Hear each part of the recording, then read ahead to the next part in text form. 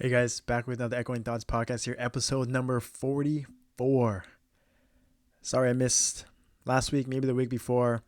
I just came back from a wedding in Jamaica without the kids. Me and the wife went, and it was a blast. Um, Relaxing, partying, dancing.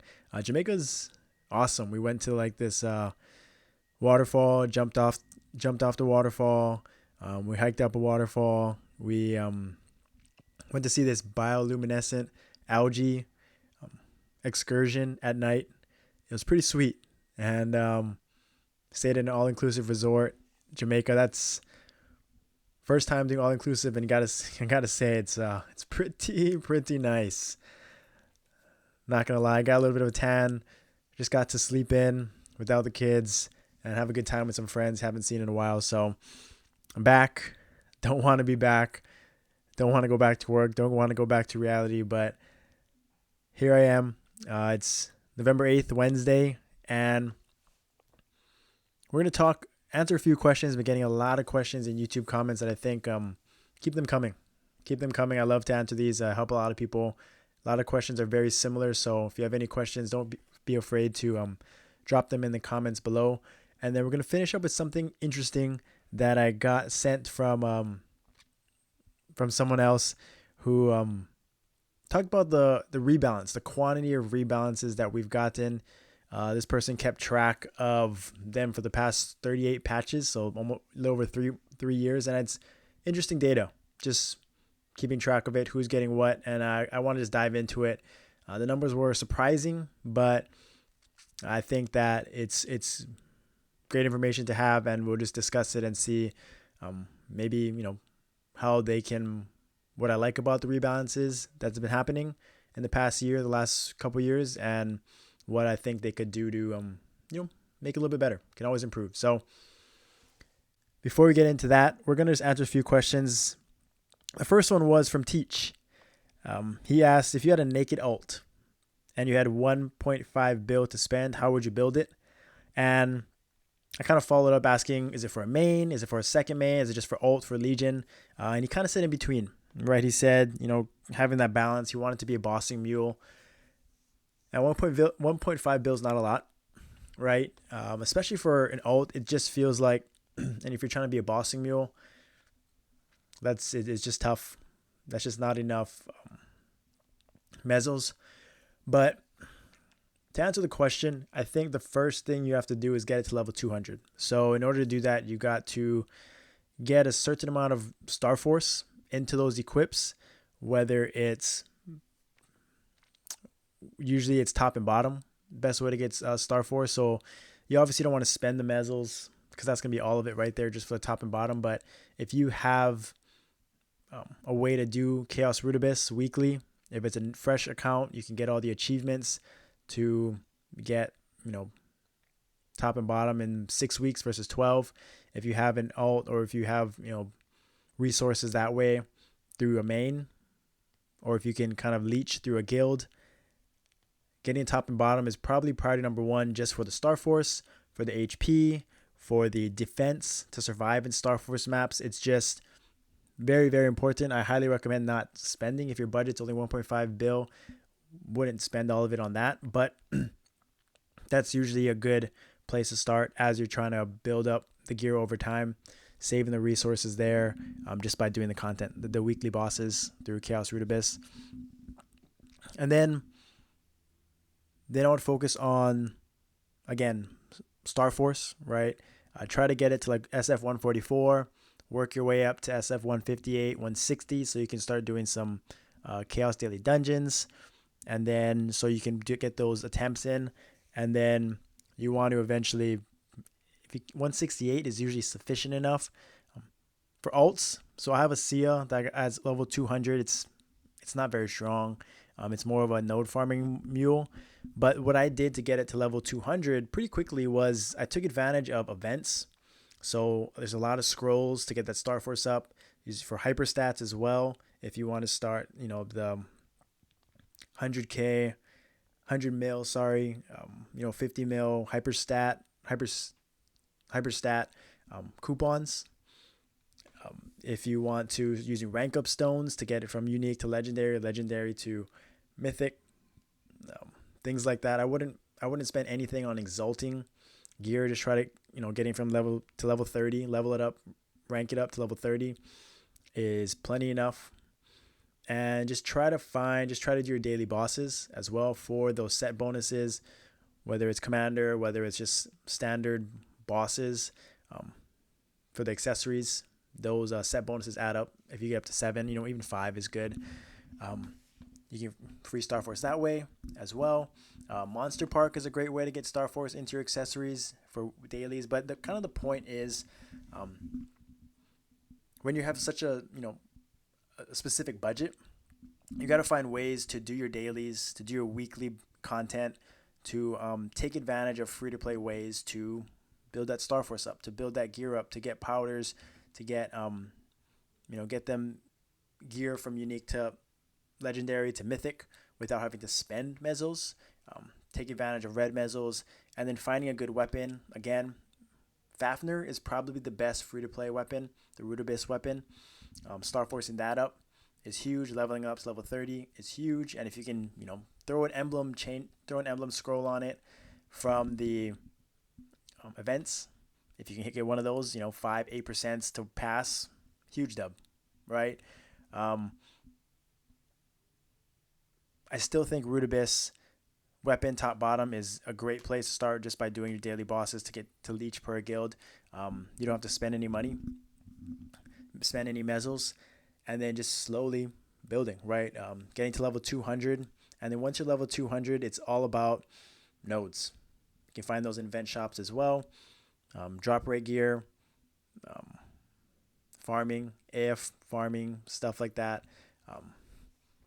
I think it's a grind, right? If you don't have the Mesos, but I think getting to level 200 is the most important, because if you're trying to make it a bossing mule and it's like I think you said it was a Sia, for example, you kind of aren't going to be much use, even in bossing content, until you invest in nodes, until you start maxing out your main skills, getting your V1, V2, V3 skills, and that takes quite a bit, right? Even leveling up to like level 20 and things like that. So getting to level 200 is priority number 1. Try to get that Star Force. Try to survive in higher Star Force maps. Maximize hot times using EXP coupons, doing your dailies so you can get free red, orange, yellow EXP coupons from like Dimension Invasion, from other ways, from those boxes. Do your dailies, do your weeklies, and yeah, that's really all you can do. And then if you have Mesos, you can fuse stuff, find ways to make more Mesos, use events, play the game. I think that is just the best advice for anyone that's on a budget. That second alt, second main, it's just a tough combination altogether. But I hope that helps you. Try to just play the game, do the events. There's a lot of free stuff there for sure. Second question that I got was, it's kind of a 2-layered question from Emperor Bello. He asked, is Legion truly worth it for Maple Story M? And could you release a guide? Maybe give us some tips on crit rate. So we'll start with the crit rate question. That's pretty straightforward. Crit rate, you can get, if you do your cooking with Tangs daily, you can get crit rate 20%. And then there's 10% crit rate. I think it's ice cream sundaes from Mulong. If you do your Mulong daily, you can get a 10% there. You can get it from Mulong boxes as well, or I think Dimension Invasion boxes as well. So that's extra 10%. People get 30% from orange juice. That is obviously the main crit rate buff. You can get these from Trade Server. You can get them from Kerning M Tower. You can get them from Guild Shop. You can get them from Root Abyss coins. So a few ways to do it without spending Mesos, just by doing your dailies and things like that. But that is 50% right there, crit rate of buffs. If you have a Necro weapon, which a lot of people maybe don't, free-to-play players, you can use a fair trade. That's 100% crit rate, the easiest way. to get crit. And then the other ways are through, let's say, flames for your shoulders. If you can get your shoulders, belt, and cape. Magic users is shoulders. Physical attack users is cape, and then belt universally crit rate flames. So 2 lines there if you can get it. 1 line, use unique flames that way. That's pretty good crit rate.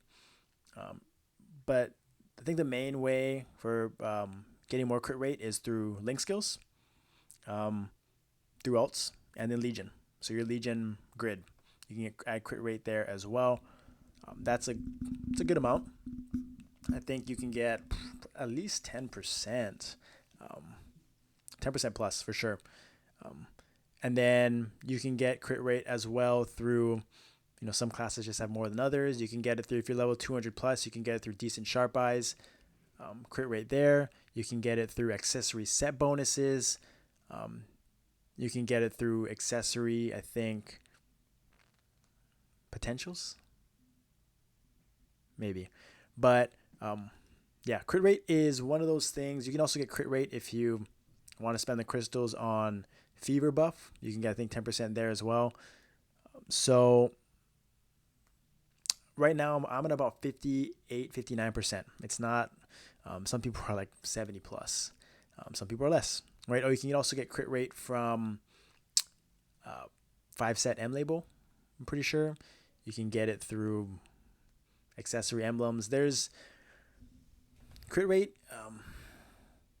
Scaling is tough, or people have wide ranges of them. But I think the most important thing is the easiest way is flames, link skills, Legion grid are the 3 main ones, and then accessories, set bonuses, things like that. Those things that'll add up as well. But the buffs are huge. Just by getting that, you can get 50% from cooking tangs and from orange juice. So hope that helps with the crit rate question. Buffs is kind of the main way. And then the second part of the question is Legion truly worth it? I just mentioned it's huge for crit rate. You can get free cap, you can free stats just by doing alts. You mentioned that is it worth it to spend the 500 crystals on character slots? Not really. You can buy them, the extra character slots, in trade server if you wanted to. If they're on for a decent price. You also get a free extra character slot every time a new character comes through. You get quite a bit of character slots, just in general, just by playing the game. So they give you quite a few. That usually is sufficient enough for most people. Especially free to plays that are kind of newer. But yeah, if you want to obviously get those extra character slots to max it out, you're probably trying to get to 6,700, 8,200 Legion. But even before that, like 5,500 and below Legion score levels, whatever it is helpful, useful. Free percent stats, just free stats with the links, with the grid, with the kind of level up each, tier. You get more character slots available to you, and you get just buffs across the board, cap, percent stats, just from leveling up your Legion. So it's definitely a great alt story type of part of the game. That's fun, and it's very useful. And then the final question, warrior based Blitz shield. People were asking, is the skill good? Should you level it up? It's a good skill to have. Level 1, don't add any levels to it. It's sort of a last priority. If you see some of my videos in my V matrix, I actually have it leveled up. In hindsight, I probably should have extracted it and used it to level up other V skills. It's not very beneficial to level it to level 30 unless it's like your last priority, nothing else to use, and you're kind of just opening nodes. But the value right now is not worth it. It does really no damage. It's on a 1 minute cooldown. Like level 1 is 50k and level 30 is what, 80k. So 1k shield every level. Yeah, like it's nice, but it's nicer to it's for most people. I'll say 99% of people to extract it just right off the bat if you get it, and then use it towards leveling up your other V skills first. But I leveled it up hoping that maybe it will get rebalanced and it will be greater, a larger shield than it currently is. Maybe it does more damage, things like that. But right now, I would say for most people, it's not really worth it. Extract it, use it for something else. All right, those are great questions though. Any more? Feel free to comment below, and I'll answer them.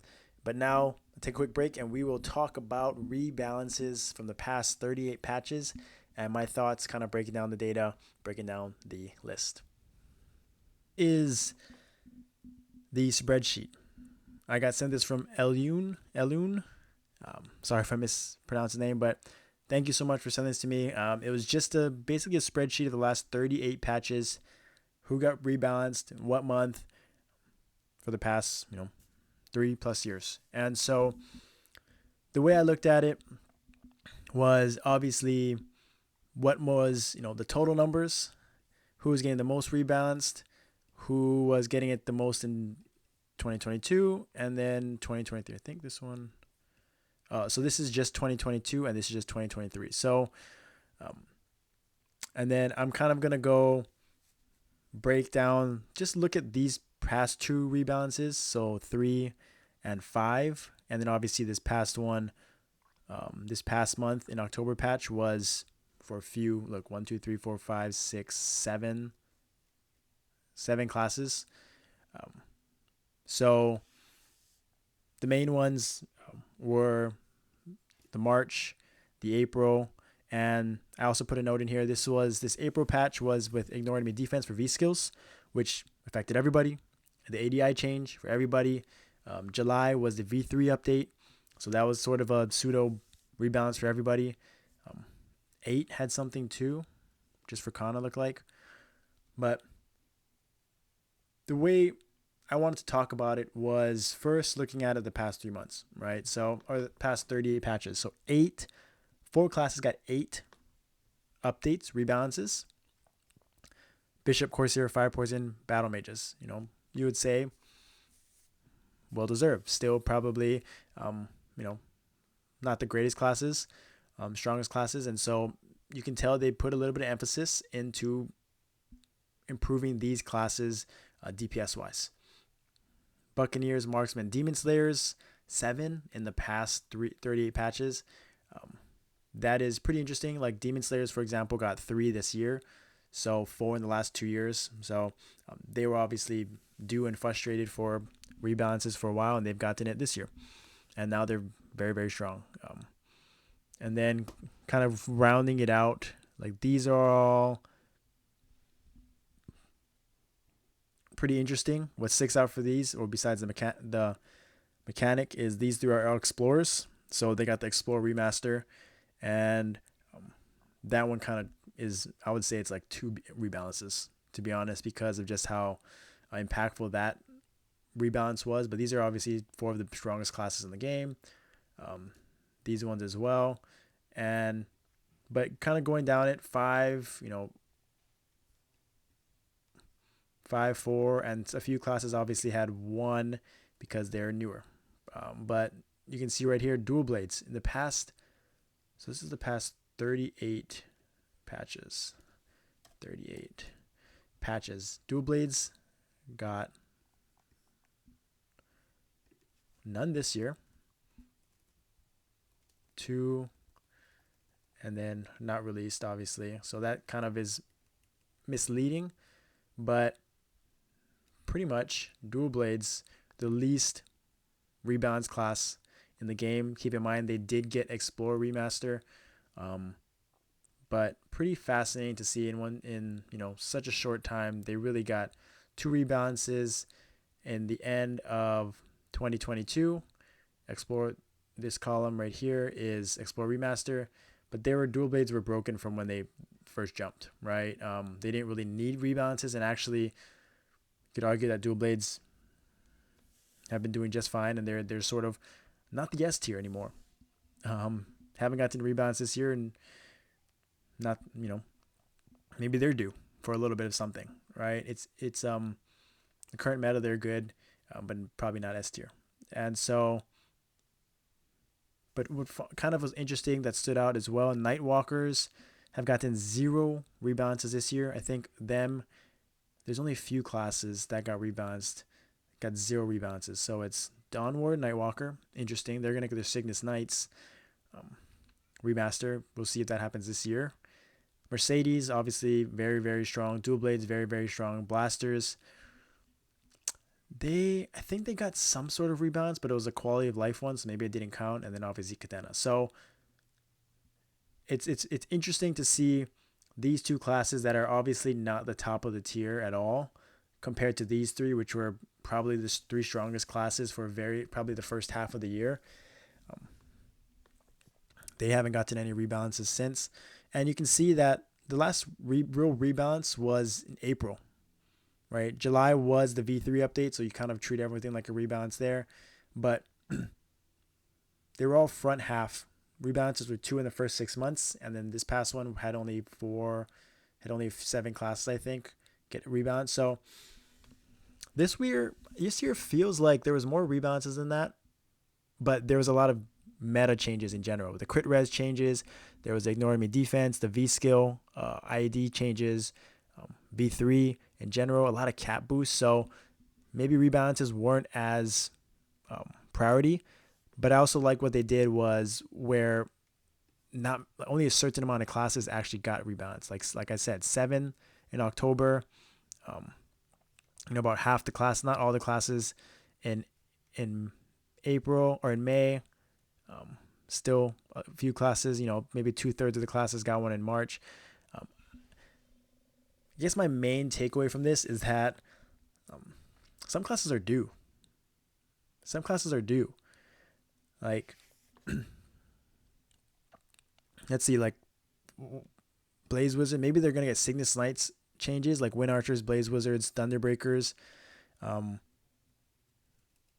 Pathfinders just got a huge buff. They were due for a long time. They haven't gotten one until October.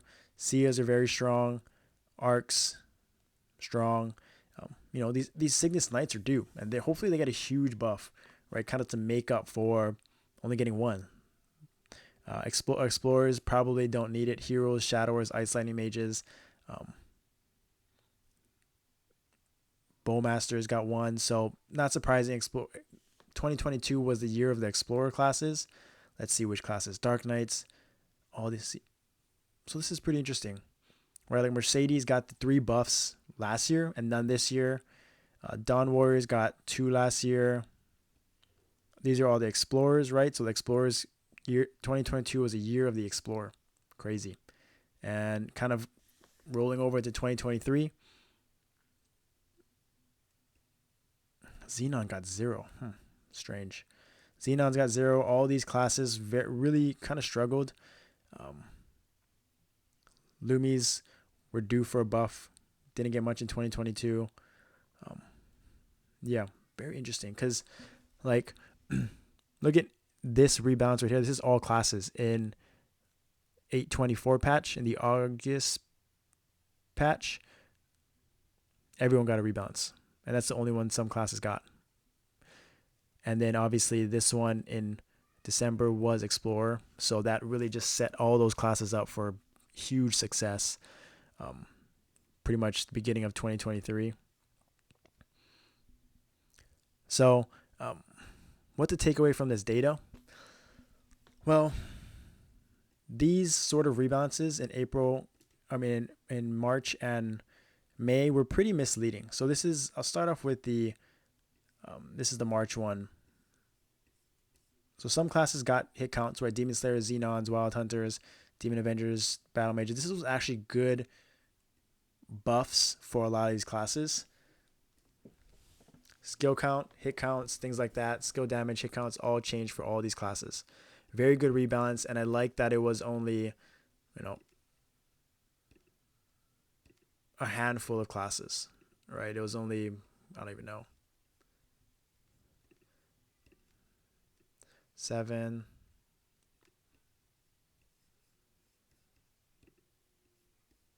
17, 18, 19, 20, 21, 22, 22 classes. So not everyone,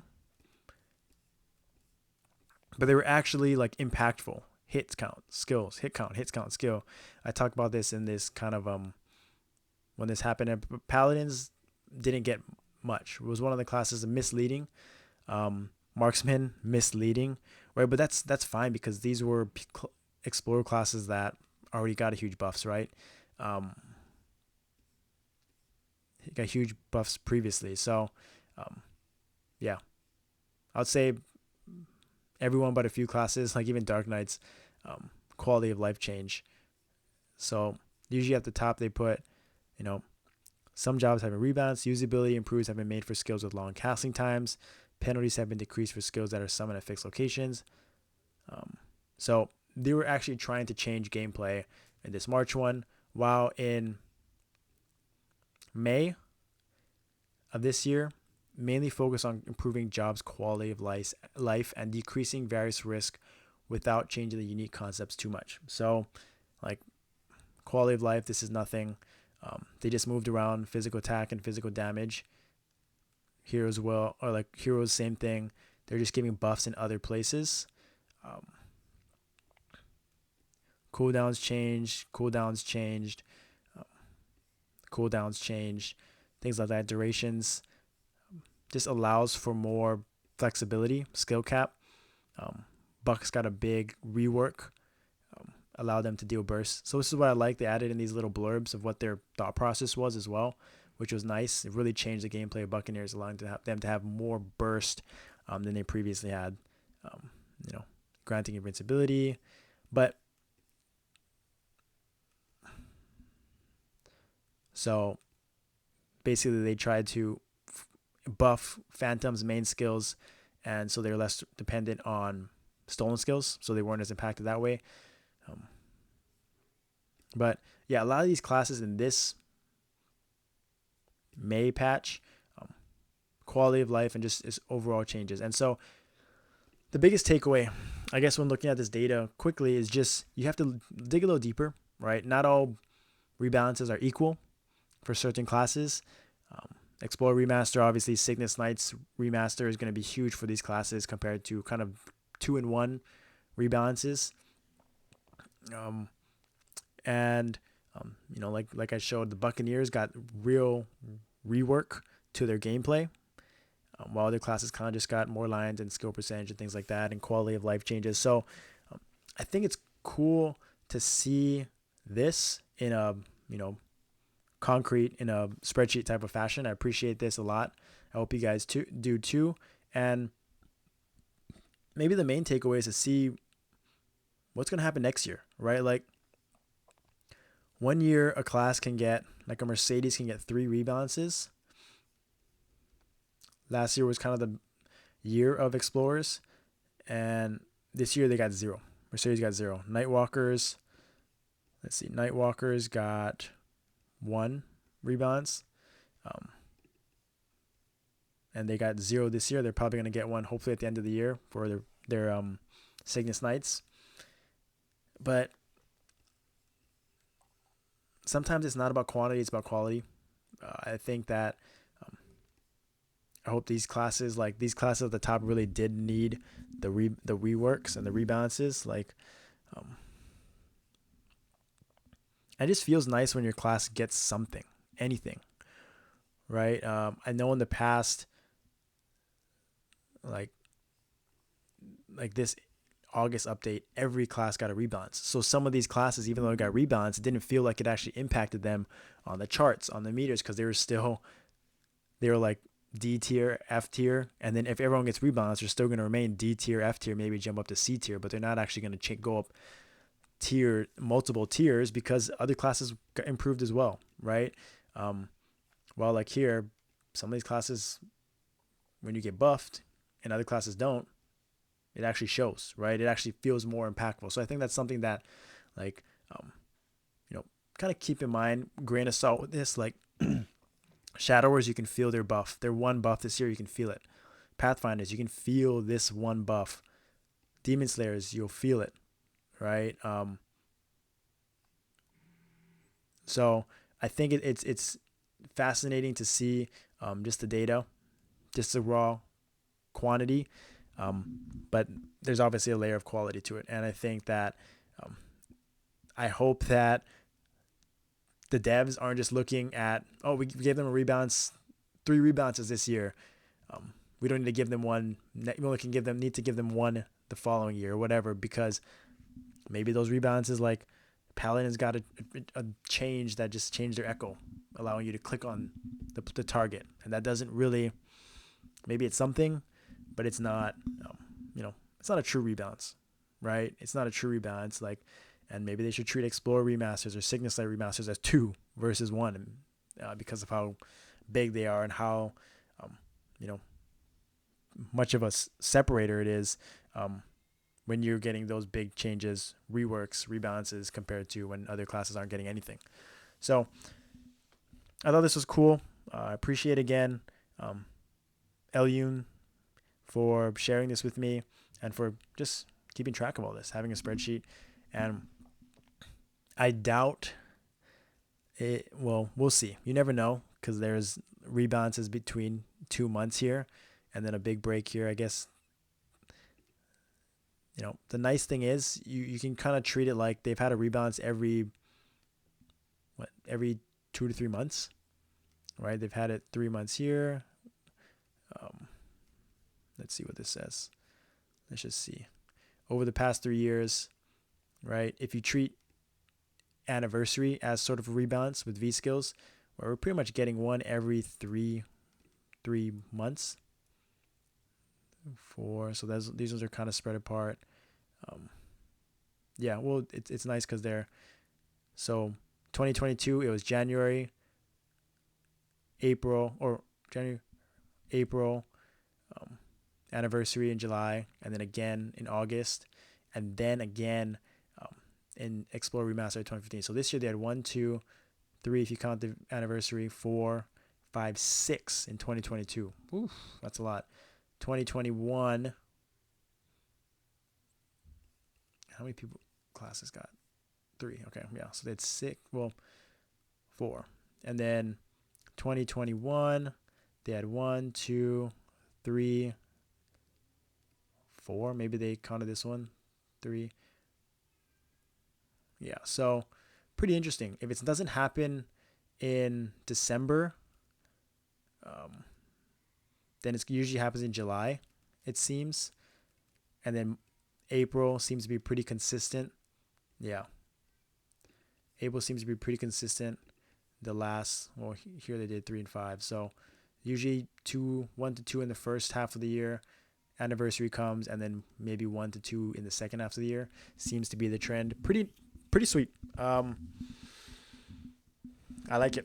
I like rebalances. Everyone loves rebalances, especially when it's not everyone getting something, and like the select few that do get a rebalance actually can feel it and actually can kind of move up in charts and podium and top 5 to maybe carrying, being the top DPS.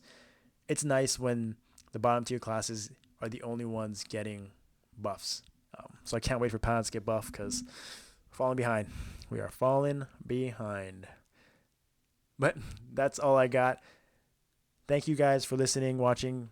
Comment below. Subscribe, like. I appreciate everything. Hopefully next week they'll have something about November patch.